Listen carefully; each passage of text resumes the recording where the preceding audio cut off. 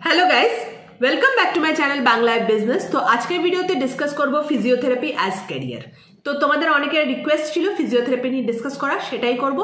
ভিডিওটা স্টার্ট করার আগে কয়েকটা জিনিস বলে দেই।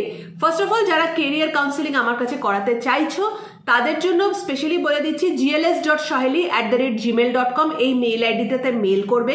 মেইলের মধ্যে আমি টোটাল প্রোগ্রামের যে ডিটেলস আছে সেটা শেয়ার করব। যদি ক্যারিয়ার কাউন্সেলিং এর কনসেপ্টটা ক্লিয়ার নেই, এতে কি কি সার্ভিস প্রোভাইড করা হয়, কি ভাবে তোমাদের এটা হেল্পফুল হবে, তাহলে এই ভিডিওটা দেখে নেবে। এই ভিডিওটার মধ্যে কমপ্লিট ডেসক্রিপশন দেওয়া আছে, ভিডিওটা একটু এন্ড অবধি দেখবে, তাহলে এই ভিডিওর মধ্যে এন্টায়ার ডিটেলস তোমরা পেয়ে যাবে। আরেকটা জিনিস বলে দেই, ফর্মটা খুব মেটিকুলাসলি ফিল আপ করবে, বিকজ ফর্মে তোমরা যা ইনফরমেশন দিচ্ছ তার বেসিসেই কিন্তু তোমাদের ক্যারিয়ার কাউন্সেলিংটা হবে। So let's start. তো ফিজিওথেরাপিতে যদি ক্যারিয়ার তৈরি করতে চাইছো তাহলে যেটা করতে হবে, ব্যাচেলার ইন ফিজিওথেরাপি, এটাই কিন্তু ফিজিওথেরাপিতে ক্যারিয়ার তৈরি করার উপায়। মোটামুটি এই কোর্সটা করলে you become a physiotherapist. So BPT bachelor in physiotherapy কোর্সটা করার জন্য যে এক্সামটা দিতে হয়, দ্যাট ইজ জেনপ্যাস ইউজি। মানে নার্সিং বলো, প্যারামেডিক্যাল কোর্স বলো, সবকিছুর জন্য যে এক্সামটা হয় জেনপ্যাস ইউজি, তার মধ্যে কিন্তু ব্যাচেলার অফ ফিজিওথেরাপিও থাকে। তো ফিজিওথেরাপিস্ট হওয়ার জন্য তোমাকে এই এক্সামটাই দিতে হবে। বিপিটি হচ্ছে একটা 4 ইয়ার্স কোর্স। অবভিয়াসলি যেরকম নিটে সিলেকশন হয় আর কি, যাদের র্যাঙ্ক ভালো হবে তারা গভর্নমেন্ট কলেজে পাবে, আর যাদের র্যাঙ্ক একটু নিচের দিকে থাকবে তারা প্রাইভেট কলেজে পাবে। মোটামুটি ধরে নাও যত মেডিকেল কলেজেস আছে আর যত নার্সিং ইনস্টিটিউট আছে সব জায়গাতেই বিপিটি কোর্সটা করানো হয়, bachelor in physiotherapy 4 years course. আর এই কোর্সটা করলেই কিন্তু তোমরা ফিজিওথেরাপিস্ট হয়ে যাবে। আরেকটা জিনিস বলে রাখি যে ডিপ্লোমা কোর্সেসও হয়, কিছু কিছু হসপিটালস, কিছু কিছু ইনস্টিটিউটস ডিপ্লোমা কোর্স অফার করে ফর ফিজিওথেরাপি, এটাও তোমরা করতে পারো। আর ছোটখাটো সার্টিফিকেশন কোর্সও হয় ফিজিওথেরাপির, কোনো একটা পার্টিকুলার ফিজিওথেরাপির ব্রাঞ্চ, যেরকম ধরো স্পোর্টস ফিজিওথেরাপি, যেরকম ধরো রিহ্যাবিলিটেশন, এসবের জন্য কিন্তু আলাদা আলাদা ছোট ছোট ডিপ্লোমা কোর্সেস হয়। এই ডিপ্লোমা কোর্সেসগুলোও কিন্তু তোমরা করতে পারো। আর আমি তো সাজেস্ট করবো এই ডিপ্লোমা কোর্সগুলো তারাই করবে যাদের হয়তো মেডিকেল রিলেটেড কোনো একটা কোয়ালিফিকেশন আছে, কিংবা অলরেডি ফিজিওথেরাপি কোর্সটা করে নিয়েছো, কিংবা তোমরা হয়তো হসপিটালে কাজ করছো as a customer care executive or in some other department. যদি তোমার কাছে তখন এই ফিজিওথেরাপির কোয়ালিফিকেশনটা চলে আসে, তাহলে কিন্তু যে অর্থোপেডিক ডিপার্টমেন্ট হয় তাদের সাথে তুমি কোল্যাব করে কিন্তু এই ফিজিওথেরাপির কাজও করতে পারবে along side with year jobs. তো ডিপ্লোমা কোর্সেসও করতে পারো। না, তোমাদের যেটা প্রশ্ন ছিল ফিজিওথেরাপি কোর্সটা করে কোথায় কোথায় জব পাবে। সো ফার্স্ট অফ অল তো তোমরা যেখানে জব পাবে সেটা হচ্ছে হসপিটালস, যেখানে ফিজিওথেরাপির মেন দরকার পড়ে। হসপিটালের যে অর্থোপেডিক ডিপার্টমেন্ট হয়, রিহ্যাবিলিটেশন ডিপার্টমেন্ট হয়, নিউরো ডিপার্টমেন্ট হয়, সার্জারি ডিপার্টমেন্ট হয়, প্রত্যেকটা জায়গাতে কিন্তু ফিজিওথেরাপিস্ট দরকার হয়।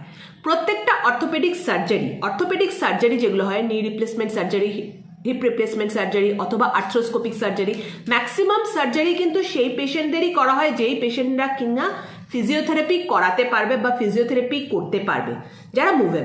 যারা মুভেবল না, তাদের এই সার্জারিগুলো করা হয় না, বিকজ এই সার্জারিগুলোর পোস্ট সার্জারি কিন্তু রিহ্যাবিলিটেশনটা খুব ইম্পর্টেন্ট, আর এটা একজন ফিজিওথেরাপিস্টেরই কাজ।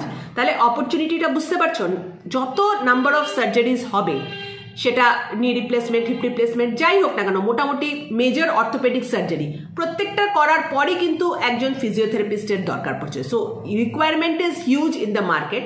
প্রত্যেকটা হসপিটাল, প্রত্যেক পলিক্লিনিক্স, সেখানেও কিন্তু ফিজিওথেরাপিস্টের দরকার পড়ে, সেখানেও ফিজিওথেরাপিস্টরা কাজ করতে পারে। ফিজিওথেরাপির ক্যারিয়ারে এটা হচ্ছে মেন জায়গা।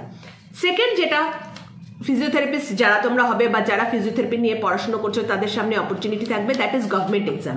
প্রত্যেক বছর কিন্তু গভর্নমেন্টেও অনেক রিকোয়ারমেন্ট হয় ফিজিওথেরাপিস্টের। এবার প্রত্যেক বছর হয়তো সেটার এক্সাম হয় না কিংবা সেটার রিক্রুটমেন্ট হয় না, বাট এটার ডিমান্ড থাকেই, এটা রিক্রুটমেন্ট হয়। অনেক সময় গভর্নমেন্টে কিন্তু ফুল টাইম রিক্রুটমেন্ট হয় না, অ্যাজ পার্ট টাইম রিক্রুটমেন্ট হয়, সেগুলোও কিন্তু খুব ভালো। এখানে অনেক দিন 5-6 বছর লোকে মোটামুটি ফুল টাইমের মতোই কাজ করে যায়, তারপরে সেখানে রেমিউনারেশনও খুব ভালো হয়। তো সেই জায়গা থেকেও প্রচুর কাজ পাওয়া যায়। থার্ড, খুব ইম্পর্টেন্ট একটা জায়গা, যারা স্পোর্টস নিয়ে ইন্টারেস্টেড, সবাই যারা স্পোর্টস নিয়ে ইন্টারেস্টেড, সবার পক্ষে তো খেলাধুলা করা সম্ভব না। তো যদি মনে করছো যে স্পোর্টস নিয়ে ইউ আর ইন্টারেস্টেড বাট খেলাধুলা অত ভালো করতে পারো না বা নিজে খেলতে পারো না, সেক্ষেত্রে ফিজিওথেরাপি নিয়ে পড়াশোনা করতে পারো। বিকজ প্রত্যেকটা sports, be it any sports, ঠিক আছে, সেটা ক্রিকেট হতে পারে, কাবাডি হতে পারে, হকি হতে পারে, এনিথিং। সব স্পোর্টস টিমের বা সব স্পোর্টস কোচিং সেন্টার সব জায়গায় কিন্তু এগেইন ফিজিওথেরাপিস্টের দরকার পড়ে। So sports is a huge area, sports medicine is a huge area, যেখানে এটা ফিজিওথেরাপিস্টদেরই মেইন কাজ। তো এই জায়গাটাতেও তোমাদের হিউজ একটা অপরচুনিটি থাকবে for placement. It's a huge area. আর আমি তো বলবো যারা হয়তো স্পোর্টস ভালোবাসো কিন্তু খেলাধুলা নিজে করতে পারছো না বা নিজে কোনোদিনও করোনি, কিন্তু স্পোর্টসে এমপ্লয়মেন্ট চাইছো, স্পোর্টসের সাথে ইনভলভ হতে চাইছো, this is one of the best place. এটাতে কি হবে, তুমি একদম ডিরেক্টলি কিন্তু যে স্পোর্টস টিম থাকবে তাদের সাথে ইনভলভ হতে পারবে আর তাদের সাথেই থাকতে পারবে as a part of the entire team. Third একটা হিউজ এরিয়া হচ্ছে পেন ম্যানেজমেন্ট। যে কোনো মেডিকেল কেস যেগুলো হয় আর কি, সার্জারি হোক, যে কোনো কেসের পর আর অনেক এরকম ডিজিজ হয় যেখানে chronic pain is a problem, পেশেন্টদের একটা ক্রনিক পেন থাকে। তো এই যে পেন ম্যানেজমেন্ট এরিয়া, এই কাজ হয় অনেক রকম থেরাপিস নিয়ে কাজ হয়। নাও এই পেন ম্যানেজমেন্টে কিন্তু যারা ফিজিওথেরাপিস্ট আছে তাদের একটা হিউজ রোল থাকে। আর অনেক পেন ম্যানেজমেন্ট সেন্টার্স থাকে যেখানে ফিজিওথেরাপিস্টরা কাজ করে। Again pen management basically A part of hospitals only. হসপিটালে যে এই ডিপার্টমেন্টটা থাকবে পেন ম্যানেজমেন্ট, সেখানেও কিন্তু তোমরা জব পেয়ে যাবে। আরেকটা জায়গা যেখানে অবভিয়াসলি ফিজিওথেরাপিস্ট যারা আছে তারা কাজ পাবে সেটা হচ্ছে ওয়েলনেস ইন্ডাস্ট্রি, যেখানে জিম বলো, বডি বিল্ডিং বলো, ওয়েট লস বলো, এই টোটাল ইন্ডাস্ট্রিটা। ইভেন ডায়েটের জায়গা থেকেও কিন্তু যারা ফিজিওথেরাপিস্ট আছে তাদের একটা বড় রোল থাকে। ফিজিওথেরাপি তোমার কাছে যদি কোয়ালিফিকেশন থাকে তাহলে তার সাথে তুমি একটা যে কোনো নিউট্রিশনের বা ডায়েটের শর্ট কোর্স যেগুলো হয় সেগুলো করে নিতে পারো। দুটো কোর্স করে নিলে এখানে তোমার কাছে কিন্তু একটা ভালো এন্টারপ্রেনারশিপ করারও অপরচুনিটি থাকবে। তুমি চাইলে নিজের জিম কিংবা নিজের yoga centre whatever you like সেটা তুমি খুলতে পারো। তুমি একটা স্পোর্টসের কোচিং সেন্টার খুলতে পারো, যে কোনো type of sports, swimming clubs, whatever you can like, you can go head with it, given that you have a BPT degree. So BPT degree যারা হোল্ডার্স হয় তাদের কাছে প্রচুর অপরচুনিটি থাকে। যেগুলো বলে দিলাম সেগুলো তো থাকছেই, তাছাড়াও অনেক অপরচুনিটিস থাকে। এই কোর্সটা আমি তো সাজেস্ট করব সবাই করো। আর এটা এমন একটা কোর্স যেখানে কিন্তু কোনো রিসেশন কিংবা কোনো রকম আদার কোনো ডিস্টারবেন্সেস খুব একটা এইসব জায়গাকে, মেডিকেল প্রফেশনকে কিন্তু এফেক্ট করে না। যতদিন মানুষ বেঁচে থাকবে, মানুষের শরীরে কিছু না কিছু প্রবলেম হবে, তারা হসপিটালে আসবে, তাদের সার্জারি হবে, এই সবগুলো কিন্তু চলতেই থাকবে। সো হ্যাঁ, ফিজিওথেরাপি এমন একটা জায়গা যেখানে তুমি জব সিকিউরিটি পাবে।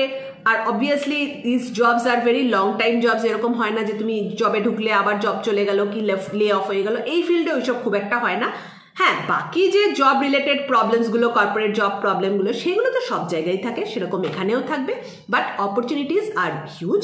আর আরেকটা জিনিস বলে দিই, ফিজিওথেরাপি বিপিটি তো হয়ে গেল, ব্যাচেলার ইন ফিজিওথেরাপি। তারপর তোমরা ফিউচার স্টাডিজও করতে পারো, স্পোর্টস মেডিসিন নিয়ে স্টাডি করতে পারো। আরও স্টাডি করার কিন্তু অনেক জায়গা থাকবে যেখানে যদি চাও তো হায়ার স্টাডিজ করতে পারবে along with your job. Hopefully physiotherapy নিয়ে যেই তোমাদের কোয়ারিগুলো ছিল সেটা আমি কভার করতে পেরেছি। আরও যদি কিছু কোয়ারি থাকে তাহলে প্লিজ একটু কমেন্ট সেকশনে লিখে জানাবে। ডেফিনেটলি আপকামিং ভিডিওতে আমি সেইগুলো ডিসকাস করে দেবো। Thank you for watching. Bye by.